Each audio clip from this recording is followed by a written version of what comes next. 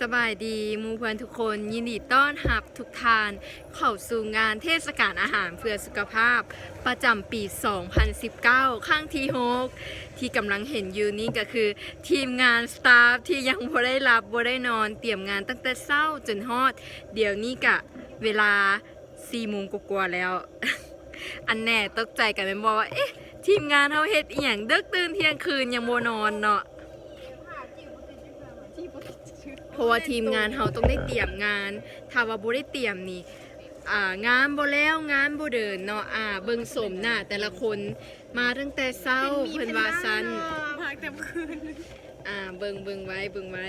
แต่ละคนสภาพโอ้ยมืดนี่อันนี้ชื่อน้องนางตัวเล็ก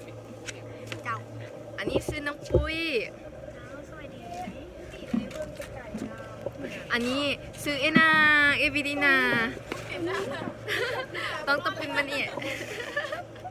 เอนานี่เขาไม่ชอบโอ้ย